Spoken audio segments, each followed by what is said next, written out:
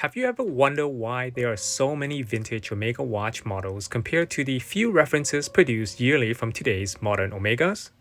I think the main reason is to control and keep innovation and design within Switzerland.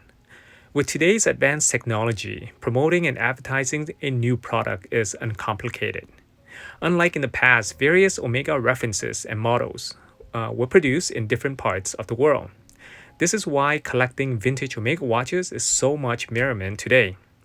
This brings up the topic of this video as I will share examples of Omega from different parts of the globe. Without further ado, let's begin this episode.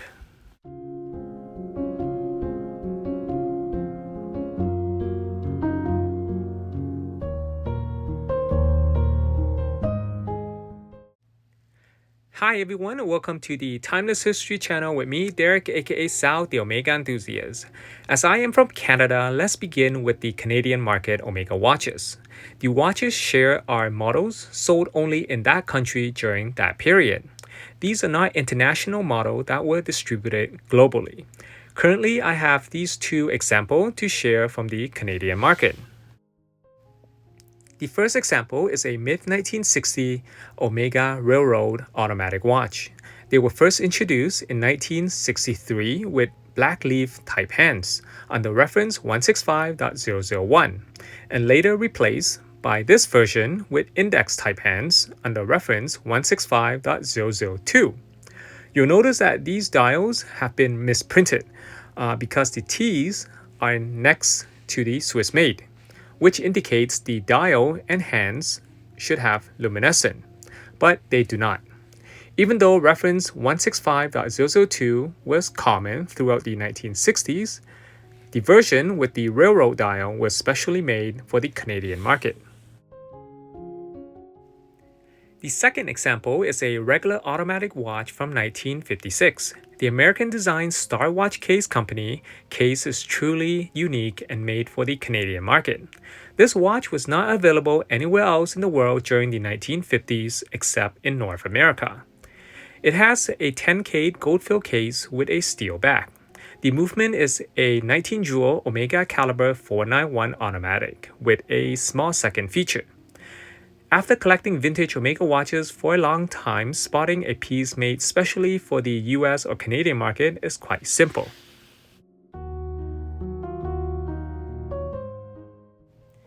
The second destination is Omega watches from the United States of America. That's correct, I'm referring to the Norman Morris US Distinctive Collection, which features watches with unique case design and models reference numbers. One thing all of these watches have in common is that their balance bridges have a distinctive OXG symbol engraved on them.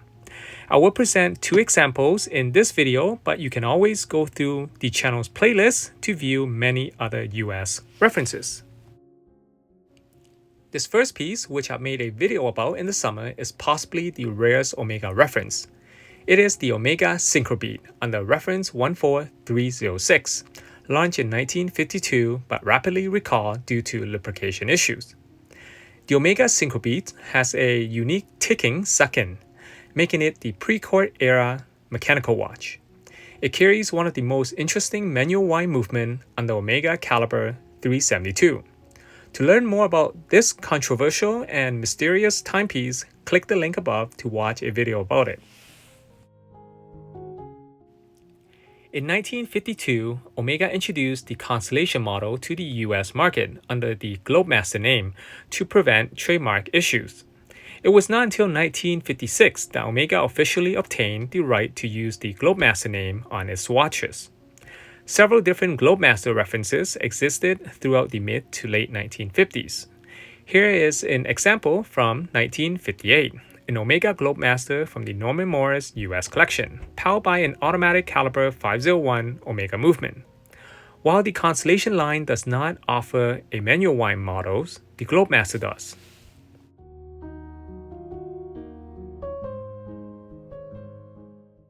So let me reiterate that the watches presented in this video all have unique distinction that indicate what country they were made for without requiring the extract from the Omega archive. As we head down to South America, a distinctive timepiece from Brazil is highly collectible among Omega hobbyists. It is known as the Tedeton Star Omega watch from the 1940s.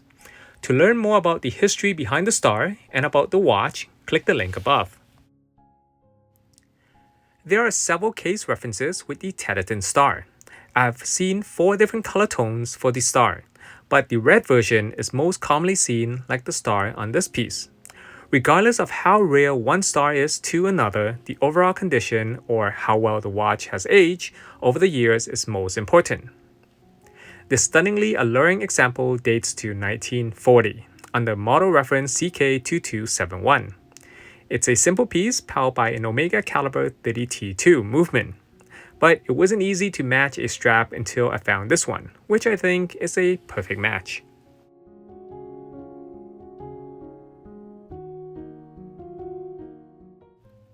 As we cross the Atlantic Ocean to Europe and enter Sweden, the Sovereign is the most famous Omega model in the country.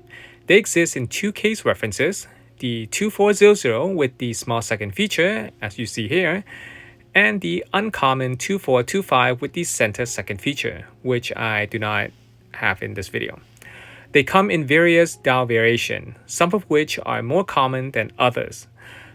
These are some of my favorite vintage Omega watches to collect, and I'll share a video in the near future of my collection of Sovereign watches. These watches carry an Omega 30T2 manual wind movement. The second piece is a 14K gold Swedish market Omega watch from 1947. The case has no Omega stamp or case reference number. However, inside the case back is the stamp JPB, which stands for JP Brent, the creator of the Sovereign and a Swedish Omega distributor, similar to Norman Morris in the US distributor for Omega. I find this watch unique because the set of hands are they are made of steel, while the case is gold, which is quite an odd combination. At first glance, one would assume this is a Dennison case from the UK market, but it is actually a Swedish market watch.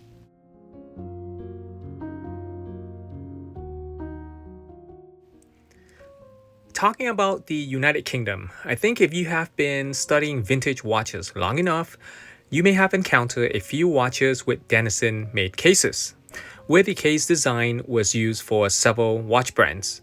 Here's a Dennison reference 13322 made for this 1948 Omega watch. Notice how it looks very similar to the previous piece with the JP Brent case. This next piece from the UK, which I no longer have on me, is taken from a past episode. It is the RAF Royal Air Force pilot watch from World War II. On the reference 2292, the same watch was made available in chrome-plated with a steel back, aluminum with a steel back, and in complete solid steel. It is one of the most sought-after vintage Omega military watches from the Second World War. But before you begin shopping for one, consider watching this video from the link above.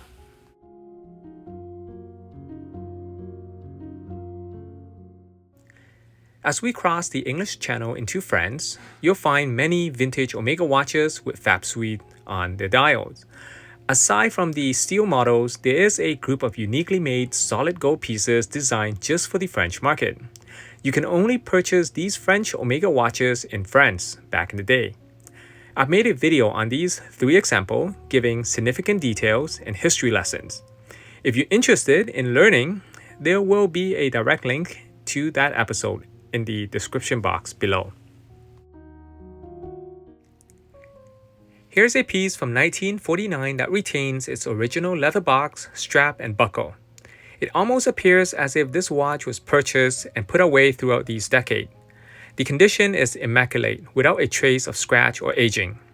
The case is in solid 18K gold and measures 32.5 millimeters across, excluding the crown, by 40 millimeters from lug to lug. The fab suite on the dial is located below the 6 o'clock instead of under the word automatic. The automatic movement is in Omega caliber 351. This timepiece is pristine thanks to the protection of its original box, which has taken most of the relocating beating.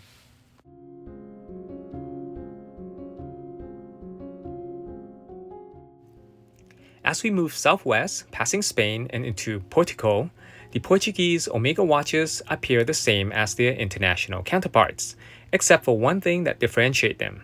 That is the little hallmark on the upper left lug, usually mistaken as a dent on the lug. This hallmark is also on other brand name watches made for the Portuguese market. The example I have here is a jumbo size Omega under reference 2325, and it dates to 1945. Notice the little hallmark on the upper left lug? So, the next time you come across any vintage watch with this mark, you'll know that the watch belongs to the Portuguese market.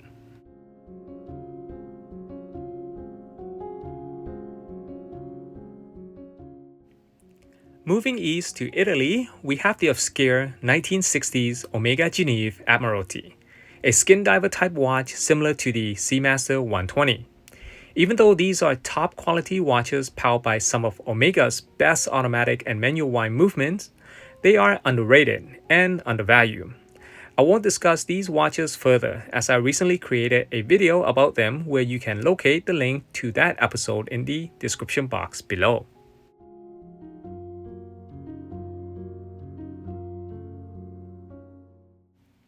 Heading to the Far East, our last destination for this episode is Japan, the land of the rising sun.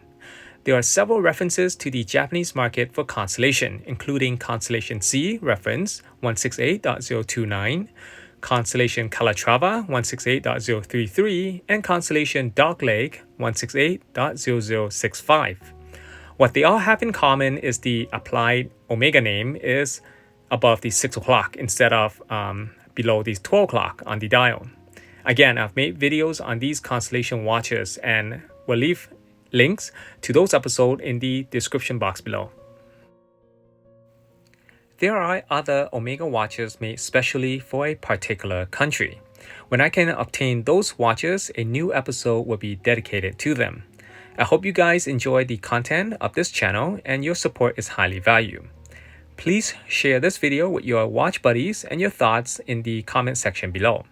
Thank you to my Patreon for their continuous support on Patreon, and thank you for watching this video. I look forward to seeing you in the following episode. This piece is from the early 1940s. It's an Omega officer for the Swedish market.